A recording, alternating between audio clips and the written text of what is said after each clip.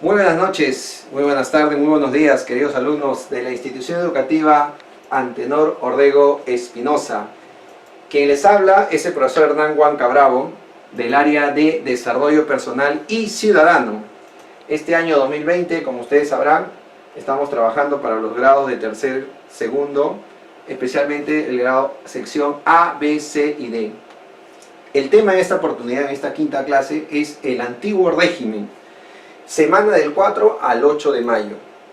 Bien, acá hay que recordar que vamos a trabajar una competencia muy importante, que es construye interpretaciones históricas. Y vamos a movilizar una capacidad que es comprende el tiempo histórico. ¿Ok?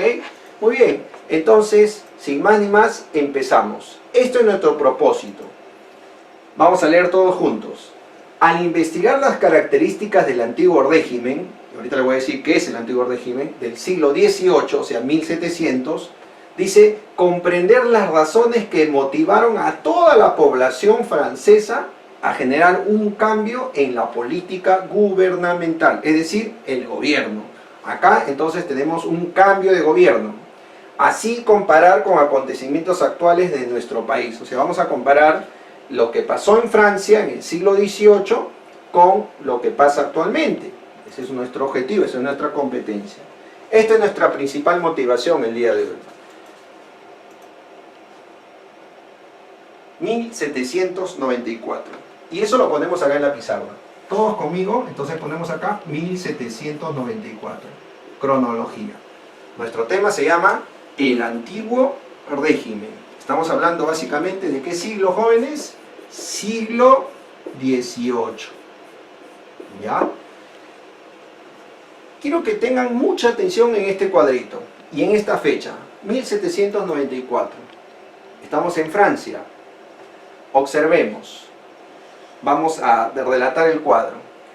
¿Quién es este personaje? ¿Quiénes son los que están alrededor de él? ¿En dónde está este personaje? Te lo voy a poner acá. Se llama Maximiliano de Robespierre. ¿Ok? Robespierre. Ahí está. ¿Quién es este personaje muy importante de Francia? Muy bien. Este señor fue quien dirigió prácticamente toda la Revolución Francesa. Un personaje muy importante. Yo le voy a decir cómo le decían. Este era su apodo. El incorruptible. Mucho ojo, jóvenes del SEBA. Incorruptible. Era un hombre político, un gran orador, extraordinario estudioso, abogado. Es decir, fue una persona intachable. Pero, ¿qué hace acá? Acá está siendo apresado. Y por supuesto, llevado ¿a dónde? A la guillotina, que es la cuchilla nacional, donde todas las personas eran decapitadas. Y ahí terminó él. Entonces surge mi pregunta, surge un conflicto acá, ¿ok? Esta es la tragedia más espantosa que le puede haber pasado a Francia. Un hombre tan, pero tan importante como Maximiliano de Robespierre, terminar en la cuchilla nacional, es decir, en la guillotina. Vamos a ver. Entonces surge mi conflicto. ¿Qué cosa es un conflicto? No se olviden, jóvenes. Un conflicto viene a ser cuando tú crees que algo es bueno, pero sin embargo tiene una contraposición. Y la pregunta es ¿por qué? Dice acá, como un gran hombre, un gran orador, el incorruptible, es decir, una gran persona, ¿cómo puede caer en la pena de muerte? Es decir, ¿cómo murió? ¿Por qué murió? ¿Ok? Son personas importantísimas, con una acción que dieron mucho que ver en la revolución. Entonces, frente a ese conflicto, esta es la respuesta. Es decir, ¿qué provocó todo esto? ¿Qué provocó el surgimiento de Robespierre? Todo esto se le llama Revolución Francesa. ¿Ok? Se llama Revolución Francesa. Y ahí está la Revolución Francesa. ¿Perdón? Bien, todo empieza acá. Voy a poner la fecha. Conmigo todos, nadie se debe perder. La fecha tentativa, vamos a ver acá, 1770. Esta fecha es muy importante que ustedes la recuerden. Primero, ¿qué estamos viendo en esta imagen? Vemos el gran castillo de Versalles. Sí, Versalles es el castillo que fue construido más o menos por 1600. Voy a poner acá el Palacio de Versalles, que era prácticamente una ciudad dentro de París. Estaba más o menos, perdón, de Francia. Estaba más o menos a 19 kilómetros de París, de la ciudad capital de Francia. Y en todo este palacio, hermoso palacio, vivía la clase alta, es decir, la nobleza, el rey y toda su corte. Recuerden ustedes, Versalles fue construido por Luis XIV, ¿ok? Luis XIV. ¿Quieren conocer a Luis XIV? Miren acá, jóvenes. Ahí está, el gran Luis XIV. Hay muchos historiadores que coinciden que en esta época, estamos hablando de más o menos 1680 aproximadamente, muchos historiadores sostienen de que en esa época todavía la gente tenía el miedo de la peste negra. Acuérdense de la primera clase, ¿no? La peste bubónica, que había azotado casi desde todo el siglo XIV, toda Europa. Entonces, mucho se decía en esa época de que la gente no debe bañarse, porque el agua trae la contaminación, la peste, ¿no? Y muchos historiadores sostienen, ustedes van a investigar, de que este señor, este rey, Luis XIV, que fue el que construyó Versalles, se bañaba muy poco. Es más, exageran decir que en su vida se habrá bañado solo 2 veces. ¿Ok? Y en todo Versalles, ojo con esto, que eso es muy importante que ustedes lo sepan, en todo Versalles, hermoso castillo, era pomposo, fiestas, banquetes. Y la pregunta para su investigación de ustedes es, ¿había baños en Versalles? Esa respuesta la van a encontrar ustedes en su investigación. Y por supuesto, también lo que quiero que ustedes entiendan es que en toda esta pomposidad de Versalles, donde estaba la clase alta, es decir, voy a poner acá, estaba el rey y su corte, toda la nobleza, para 1770 surgió una boda, ¿ya?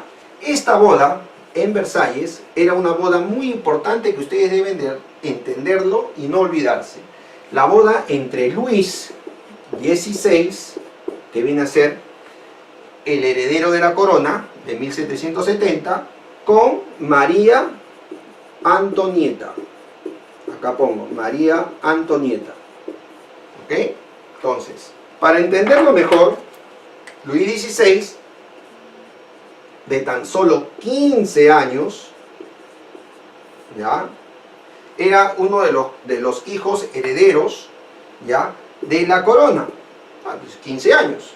El matrimonio, por conveniencia, era con María Antonieta, de tan solo 14 años. Ella es la emperatriz de Austria. Voy a poner acá, Austria. Y por supuesto, Luis XVI, de la Casa de los Borbones. Acá había un matrimonio por conveniencia, para hacer de que Francia y Austria sea una sola nación fuerte y poderosa. ¿Ok?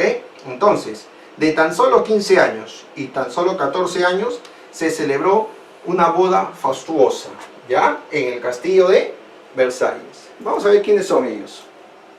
Ahí está. Luis XVI y María Antonieta. ¿Ok? Ella muy jovencita, ellos también. En esa época los matrimonios eran de esa manera para poder unir a las naciones y a los imperios. ¿Ok? Bien. Esa imagen es muy importante que ustedes la recuerden. ¿Por qué? Porque Luis XVI, en todos los textos de historia que ustedes van a encontrar, no tenía mucho interés en el matrimonio. Es más, él no estaba preparado ni para casarse, ni para gobernar, aunque tenía muy buenos profesores, buena educación, pero no tenía ningún interés por nada.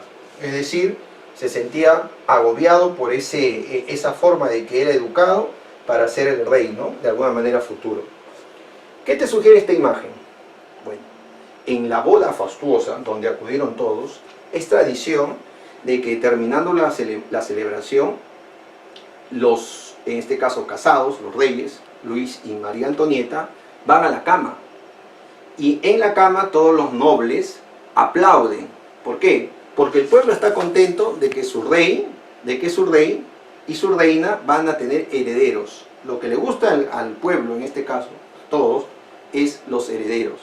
Bueno, la respuesta es muy obvia. María Antonieta, bella, hermosa, todo lo que tú quieras, pero no logró enamorar, en este caso, a Luis XVI. Va a tardar muchos años en que aparezca algún heredero o en consumarse el matrimonio. ¿Ok? Bien. Esto es muy importante, jóvenes, que ustedes entiendan. Mientras que esta sucedía acá en Versalles, dicho sea de paso, le voy a insistir, era una ciudad dentro de Francia, alejada de la realidad, la pregunta sería, ¿qué pasaba, qué pasaba fuera de Versalles? Del castillo de Versalles. Acá vemos acá, interesante. Primera respuesta. Profesor, dígame, ¿qué pasaba fuera de Versalles? Hambre. Pobreza. Cuando los productos están muy caros y no están al alcance del bolsillo de las personas, se llama inflación, porque los productos son elevados en sus precios. Miren, acá está. La gente camina buscando comida en toda Francia, no solamente es en París, toda Francia. ¿Ok? ¿Ya? Esta es la época más desolada de Francia, donde el rey no se daba cuenta que su pueblo sufría, ¿no?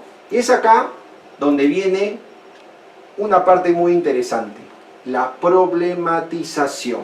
¿Ya? Entonces pongo acá, el hambre, la pobreza y la inflación serían parte de un gran problema. Entonces pongo acá, problematización. ¿Ya? Hay que recordar que hemos hecho un propósito, hemos hecho un conflicto cognitivo y ahora estamos en una problematización. ¿Cuál es el problema de Francia? El hambre, la pobreza y la inflación. Pero hay algo más, hay algo más. Y acá lo voy a poner.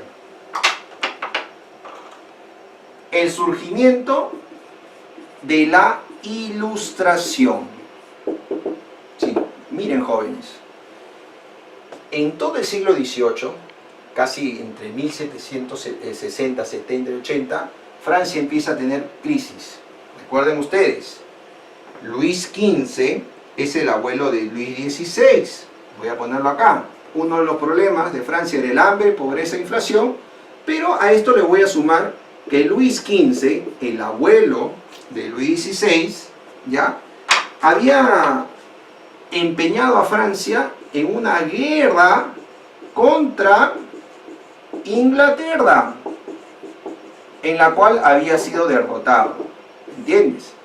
¿Ya? Entonces, venía Francia de una guerra con Inglaterra, venía Francia de hambre, pobreza e inflación, y a esto se le suma el surgimiento final de la Ilustración.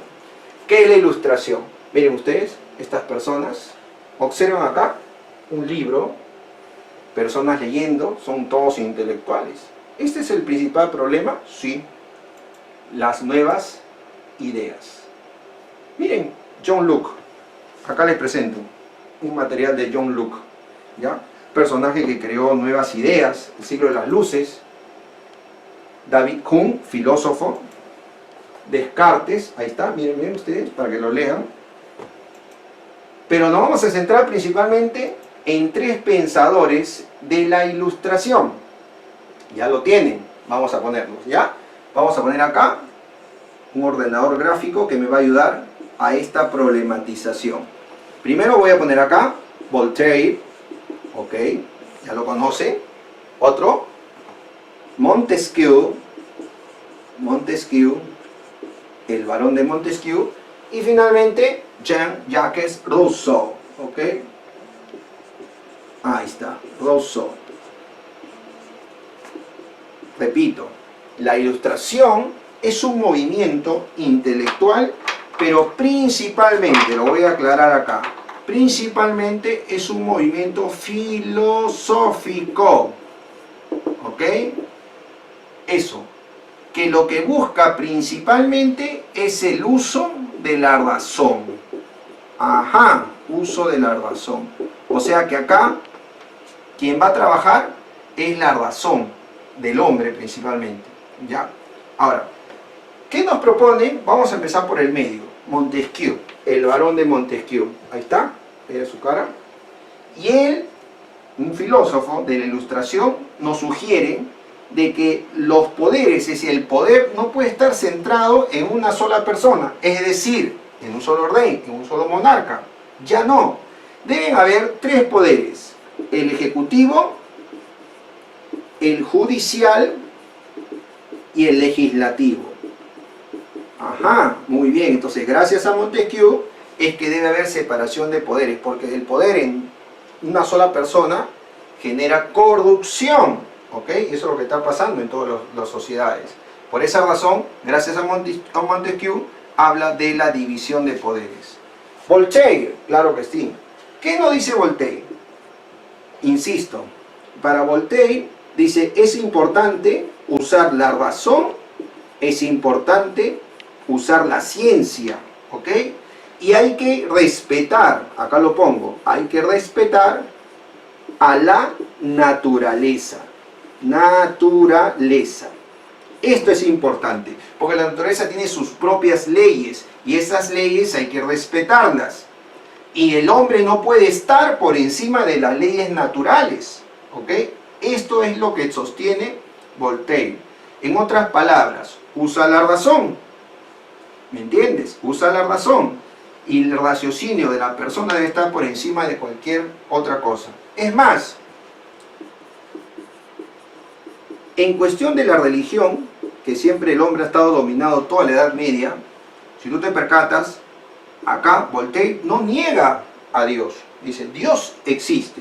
¿Ok? Para los ilustrados dice, Dios existe. Pero la iglesia hay que cuestionarla. ¿Ok? O sea, no estamos en contra de Dios, pero sí en contra de la iglesia. Y la iglesia es el Papa, son los obispos, los sacerdotes, ¿no? Ellos tienen su propia forma de gobernar. Entonces, eso hay que criticarlo. ¿Ok? En otras palabras, si usas la razón, obtendrás la libertad. Yo pongo acá la felicidad. Sí, ¿por qué? Porque la Ilustración lo que busca es la felicidad de la persona. ¿Ya? Entonces, miren los aportes de estos dos personajes. Voltaire habla de la razón, de la naturaleza, Montesquieu de los poderes, y acá voy a poner a Rousseau. Me interesa mucho Rousseau por algo importante, porque él se dedicó, muy aparte de todos los ilustrados, a un punto, a una palabra llamada educación. ¿Ok? Él decía lo siguiente: si una sociedad, un pueblo, cualquier pueblo de la humanidad, quiere hacer un cambio, vamos a decir así, un cambio social, ¿ya? O quiere hacer una reforma social, ¿ya? Si cualquier pueblo quiere hacer alguna reforma social, quiere cambiar algo de su sociedad, de su cultura, etc., tiene que haber una cuestión previa. Repito, tiene que haber una cuestión previa. ¿Qué cosa es cuestión previa? Cuestión previa es situación antes. O sea, si tú quieres hacer la reforma en tu pueblo de algo, tú tienes que primero hacer, ¿qué cosa? Educación. ¿Sí? Educación. Vamos a poner un ejemplo de Rousseau para la época actual. Supongamos que en estos momentos todos, por orden del presidente, por lo que sea, por la necesidad del COVID, todos tenemos que salir con mascarillas. ¿Ok? Pero el otro día en el noticiero sale una señora, va al mercado con su niño, con su niña, perdón, y el periodista le pregunta: señora, su niño no tiene mascarilla y usted tampoco. Ay, es que el mío está sucio y él no le gusta ponerse. ¿Ya? Entonces, todos tienen mascarilla, menos ellos dos. Ella le está enseñando al niño, a su hijo, a no ponerse la mascarilla. Entonces, ahí está Rousseau. Si tú quieres cambiar, si tú quieres hacer un cambio social de que todos usen mascarilla, tiene que trabajar, empiezas con la educación. Por eso se llama cuestión previa. La educación va a ser antes de cualquier cambio o reforma social. ¿Entiendes? Todos vamos a trabajar de esa manera. Muy bien, por esa razón, dice Rousseau, si hablamos de educación, tenemos que hablar, acá la voy a poner, ¿de quién? Del niño. En su obra El Emilio, Rousseau nos sostiene, el niño nace sano, pero la sociedad, voy a poner acá, lo corrompe. ¿Ok? Todo niño nace sano, pero la sociedad lo corrompe. Rousseau. Y tiene mucha vigencia su pensamiento de Rousseau hasta la actualidad. Repito, si queremos hacer cualquier tipo de cambio económico, social, político, de salud, queremos que la gente entienda, comprenda todo lo que tú quieras, pero primero tienes que educar. Muy bien. Entonces, estos tres aportes fueron muy esenciales para esa época y para cualquier época. Ojo. Y la Ilustración motivó a que mucha gente empiece a educarse, así surgiendo nuevas generaciones de personas que van a hacer, ¿qué cosa? Un cambio. ¿Cómo se va a llamar ese cambio? Revolución Francesa. Por eso es muy importante que ustedes se eduquen, jóvenes, y también eduquen a sus generaciones. Este cuadro es muy importante, que te lo pongo acá, porque ese es parte de una realidad que es la que tenemos que ver en Francia. Repito, ¿qué está pasando en el problema? El problema es el hambre, la pobreza, la inflación. El problema es que Versalles es un mundo alejado de la realidad, de la economía. Y el otro problema es la Ilustración, que trae nuevas ideas, como por ejemplo, libertad o liberté, confraternidad y por supuesto igualdad, igualité, francés. ¿Ok? Entonces, yo les hago la pregunta a ustedes jóvenes mirando este cuadro. Vamos a analizar. Vemos a un representante del clero alto, es decir, de la Iglesia Católica, ¿no? Vemos un representante de la nobleza, es decir, de la familia del rey, un conde, un duque, qué sé yo, ¿no? De Versalles. Y ellos están sentados en el lomo de un, vamos a poner acá, ¿qué sería? Un campesino. Ahí está, un campesino, una gente del pueblo, ¿no? Que está prácticamente, este señor vive del trabajo de la clase baja. ¿Ok? ¿Es justo eso? No es justo. Dígame, ¿eso es igualdad? No es igualdad. ¿Quiénes pagaban los impuestos en Francia de 1780? El pueblo. ¿Pero la clase alta? No. Miremos este otro cuadro que está acá. Ajá, miren ustedes. El mismo, parecido, no es una caricatura. La iglesia, los representantes, el rey, la nobleza cortesana, familiares del rey. Acá un ilustrado, es decir, gente de clase media, burgueses que tenían dinero, que podían educar a sus hijos, y empiezan, ¿no?, a educarse con nuevas ideas. Pero por debajo de todos ellos, ¿quiénes están? El pueblo, ¿no? La clase baja, el campesino, la gente que no tiene que comer, que hemos visto sus fotos. Entonces, ¿hay libertad? ¿Hay igualdad? ¿Hay confraternidad? No. Justo eso es lo que cambia. Este cuadrito que tú ves acá se va a llamar los tres estamentos, los tres estados. Acá voy a poner los tres estados. Y los tres estados se van a dividir, voy a poner acá, de tres formas, ¿ok?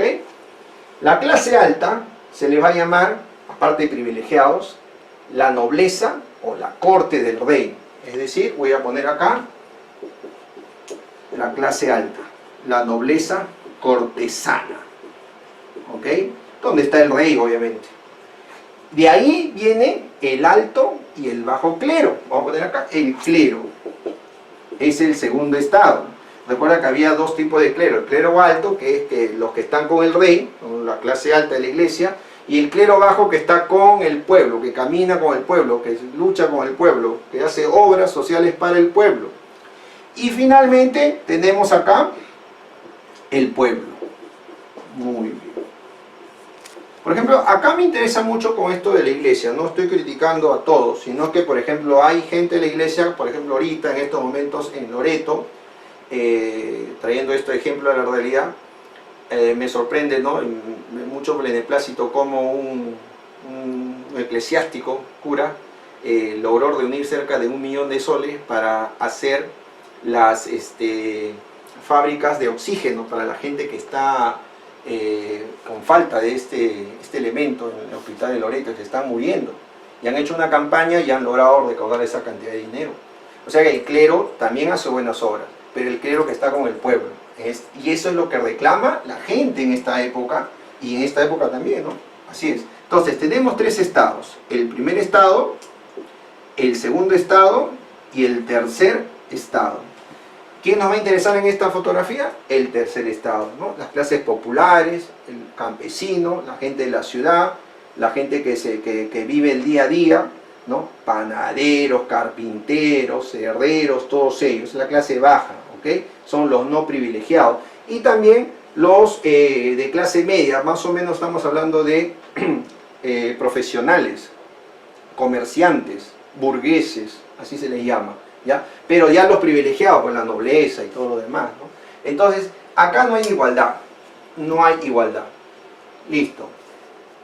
Acá viene otro punto importante que yo quiero que ustedes lo tengan: retroalimentación.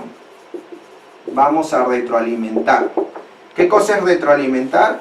Es darnos cuenta en qué estamos fallando, ¿ya? Y esto lo voy a traer paradójicamente al tema histórico. ¿En qué falló? ¿En qué falló? En este caso, ¿quién? La nobleza, el rey. No se retroalimentó. Voy a poner acá Versalles, donde se encontraba ¿quién? María Antonieta. ¿Y quién? Luis XVI. ¿En qué fallaron ellos? Miren ustedes esta imagen. ¿Ves? Ella es María Antonieta. Observen ustedes. Tremendo peinado. Se cree que su peinado pues, medían cerca de medio metro, 1 metro encima de su cabeza. Sus vestidos. Ellos celebraban, cuando se levantaban los reyes, había celebración. Para acostarse los reyes, había celebración. A la semana, 3, 4 fiestas en todo Versalles. Imagínense cuánto dinero despilfarrado, ¿no?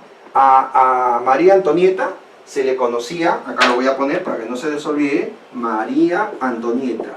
Se le conocía en toda Francia como Madame Déficit. ¿Por qué?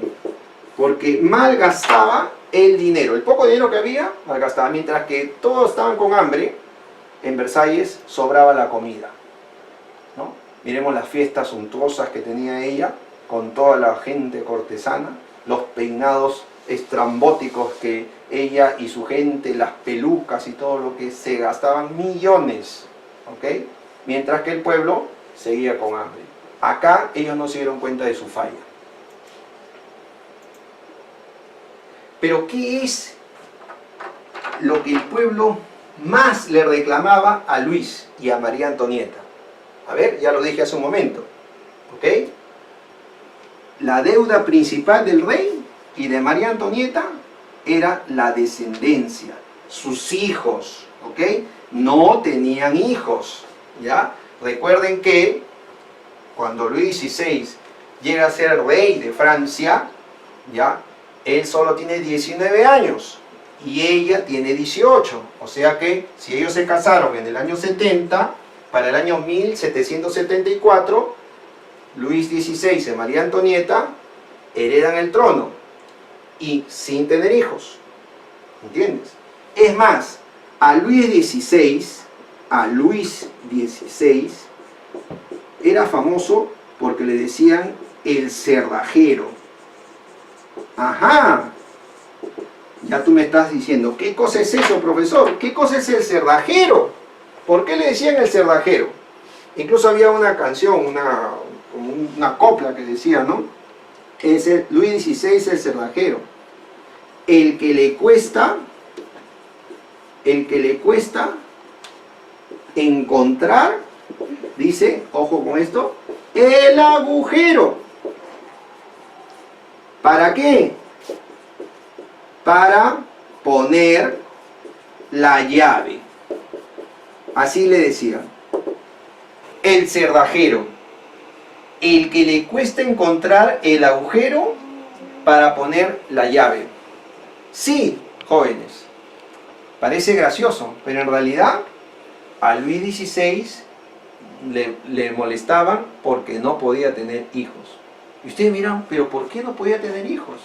Es más, miren a María Antonieta, guapísima, era una de las mujeres más bellas de toda la época. Es más, su mamá, la reina, la emperatriz de Austria, decía, ¿cómo mi hija, una hija tan bella, tan hermosa, no puede seducir a Luis XVI? O sea, era una burla la pareja, porque había pasado años y no podían tener hijos. ¿Quieren saber cuál es el problema de Luis XVI? Vamos a ver, jóvenes. El problema principal era que Luis XVI tenía una enfermedad, o vamos a decir así, no tanto una enfermedad, sino un impedimento, ¿ya? Llamado como fimosis. Ustedes lo pueden investigar ahora en Google, que está con acceso, pueden encontrar eso. Es un problema que tienen muchos hombres, ojo. Bueno, ahora con toda la ciencia que hay, los avances, ¿no? se desarrolla mejor, porque en esa época no. Imagínense ustedes, la fimosis básicamente es cuando el órgano masculino del hombre, es decir, el pene, ¿ya? Tiene una piel, se llama prepucio. Entonces ese prepucio no se desprende y por lo tanto el pene, el glande, no puede agrandarse, no sale. Y cuando el hombre tiene una excitación, ¿ya? Entonces sufre, ¿me entiendes? Y por esa razón es que él no quería tener intimidad con María Antonieta, porque no podía, ¿no? Entonces tenía ese problema, ¿no? Que le generaba dolores, ¿no? Vamos a por acá, los dolores de Luis XVI, para que más o menos lo entiendan, ¿no? Ahora, es más, Luis XVI tenía sus médicos, los médicos le decían, hay una solución, Luis, que es cortar. Pero esa parte dolorosa, recuerda que en esa época la anestesia y todas esas cosas no existía como hay ahora. Entonces Luis XVI tenía miedo. Al final, de tanto y tanto, tuvo que aceptar. Entonces cortaron y voilà. Es decir, de frente. ¿Cuántos hijos llegó a tener Luis XVI con María Antonieta? Llegó a tener 4 hijos. ¿No? Ahí está. Tanto que molestaban a María Antonieta y a Luis XVI. Ahí está María Antonieta con 3 de sus hijos. Y ahí está esperando incluso. O sea, el problema no era que Luis XVI era impotente, no, o no tenía el deseo sexual, no, sino que tenía, como le dicen, fimosis. Muy bien. Ahora sí, entonces, ya solucionado el tema, pero el problema más importante a cuál era, recuerden jóvenes, retroalimentémonos, el problema principal era que la vida de Luis XVI y de María Antonieta y la nobleza no estaba acorde con la realidad de su pueblo. Gobernaban para ellos, pero no para su pueblo, ¿ya? Y recuerden que había surgido la Ilustración, sumado a que la gente estaba reclamando cambios. Recuerden, cambios, ¿no? Soluciones. Y acá viene la transferencia, y lo voy a escribir acá, grande, transferencia. ¿Qué cosa es la transferencia en una clase, jóvenes? La transferencia, y eso ustedes tienen que darse cuenta, es el efecto que va a hacer esta explicación para que tú lo compartas con tus familiares, ¿no? Tú tienes que ser un actor social, vas a hablar de esto. Esa es la transferencia, llevar esta información, lo que te ha parecido tan muy interesante, y compartirlo. Ahí vas a aprender más. Esta es la transferencia. ¿Cómo se llama este señor? ¿Cómo se llama? Yo lo presenté hace un momento. Al comienzo de la motivación, ¿cómo se llama? Maximiliano de Robespierre, ¿ya? Y mírenlo a él. ¿Quién era Robespierre? Un gran orador. ¿Cuál era su apodo? Acá está, miremos. El incorruptible, ¿ya? Y ya sabemos cuál es el final de él, pero pregunta, ¿no? ¿Cuál es el resultado de todo este efecto? De la negación de la realidad de Luis XVI, el surgimiento de Robespierre. el incorruptible. ¿Quién va a ser el primer orador que va a empezar a hablar contra la nobleza, contra el clero? Es un gran ilustrador, repito, ¿ya? Y el pueblo va a amarlo mucho a Robespierre. Va a estar muy en moda él. Acá viene la última parte que quiero compartir con ustedes, que es la metacognición, ¿ya? ¿Qué cosa es la metacognición? La metacognición es cuando nosotros somos conscientes, repito acá, somos conscientes de lo que estamos haciendo, de nuestro saber, de nuestro conocimiento. Nos damos cuenta que estamos aprendiendo. Vamos a ver si se dio cuenta Luis XVI o no. Dice la pregunta, ¿qué hizo la corona? Es decir, ¿qué hizo Luis? ¿Qué hizo la corona francesa? ¿Qué hizo la corona para solucionar el problema de Francia, que es el problema económico? El problema económico. ¿Ok? Muy bien, la respuesta está en el cuadro. ¿Quién es el profesor? Un gran economista, ¿ok? Que se dedicó a formular las soluciones para el problema económico. Jacques Necker, ¿ok? Más conocido en la historia como Necker, nada más. Bien, ¿qué hizo Necker? ¿No? Como es un economista, gozaba mucho de la credibilidad por su inteligencia. Es más, en realidad Luis XVI puso a Necker porque representaba a los banqueros de toda Francia, es decir, y los banqueros, pues estamos hablando del dinero, ¿no? La administración del dinero.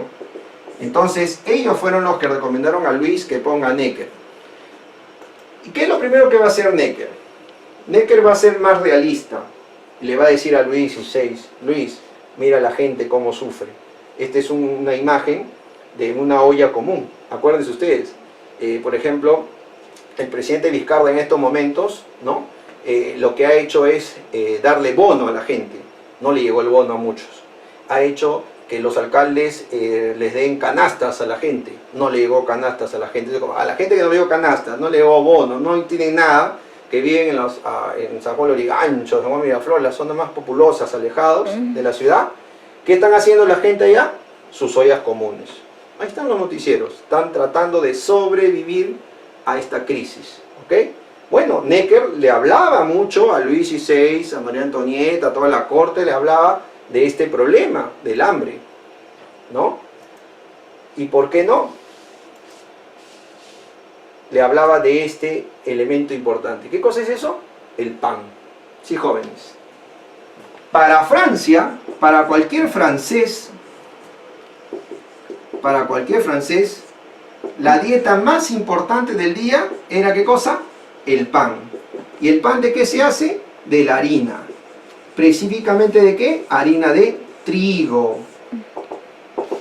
Y para 1700, vuelvo a insistir, 1780, voy a poner acá 88, y 1789, ¿no? Este es el invierno del 88 y la primavera del 89, más o menos en mayo, como estas épocas, cayó en Francia un gran, vamos a decir, un gran azote de la naturaleza. Es decir, el invierno fue tan terrible que liquidó todas las cosechas, los sembríos de trigo. Eso es como un azote de Dios, más prácticamente, a Francia. O sea, miren ustedes, Francia tenía un reinado que no le interesaba la realidad. El hambre, la pobreza, la inflación, y encima a todo eso se le suma un azote del clima, de la naturaleza. Entonces, el pan era la dieta más importante de cualquier francés. Imagínense ustedes, cada francés comía entre 1 y 2 kilos de pan diario. Su dieta, imagínense ustedes. Bien, hasta ahí vamos a entender qué pasó. Necker buscó soluciones. ¿Y por qué le cito el pan? Porque en una de esas conversaciones, la gran María Antonieta escuchó que los campesinos, que el pueblo, dice, ya no tenía ni para comer pan. porque no había harina, ¿no? Entonces María Antonieta se dice, esto no es nada real, pero algunos historiadores sostienen de que ella dijo de que si no tienen, dice acá, lo escribo, si no tienen para comer pan, si no tienen para comer pan, entonces que coman torta, ¿no? Y de ahí viene una frase, ¿no? A falta de pan, ¿no? Qué buenas son las tortas. Si no tienen para comer pan, entonces que coman torta, ¿no? María Antonieta estaba fuera de la realidad, es más, no sabía lo que pasaba fuera de la realidad, ¿no? Entonces, de alguna manera, eso sonaba a son de burla, ¿no? Bueno, Necker buscó la solución para el problema de la crisis política. ¿Qué hizo Necker? Le dijo a Luis XVI, Luis, convoca, acá con esto vamos a poner acá, convoca a una asamblea, ojo con esto, mucho ojo, una asamblea. Esta asamblea se va a llamar la Asamblea de los Estados Generales. La asamblea se va a llamar Estados Generales, ¿ok? Y acá miren ustedes, esta es una asamblea de los Estados Generales en Versalles. Acá en el medio está el rey, al costado está la nobleza, el clero y el tercer estado. Repito, hay 3 estados. En estos 3 estados, vuelvo a poner acá, miren acá, los 3 estados, tenían representación con diputados elegidos, ¿no? Para que vayan a esta gran asamblea. Repito, ¿quién convoca? Necker, para que la gente sea escuchada. Recuerden, jóvenes, esto es muy importante, lo voy a poner acá.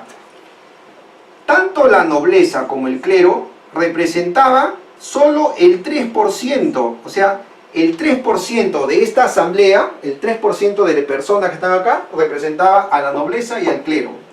Y el 97% de diputados, que está toda esta zona, representaba al pueblo. Es decir, ¿quién tenía más representantes? ¿La nobleza, el clero o el pueblo? Ya está. La mayor cantidad la tenía ¿quién? El pueblo. Entonces acá había un problema. El primer problema que surgió en esta asamblea de Estados Generales fue la siguiente. ¿Cómo vamos a votar? Votación. Sería por cabeza o por estamento. Yo les hago la pregunta a todos. Si va a ser por cabeza, pregunta, ¿quiénes ganarían en la votación? El pueblo, ¿sí o no? Pero si fuera por estamento, ¿quiénes ganarían? La nobleza y el clero, porque acá hay 2 contra 1. Entonces, ahí estaba la discusión. Tanto y tanto fue las asambleas que la gente del pueblo, los diputados del pueblo, encabezados por quién, acuérdense de esta referencia, ¿a quién?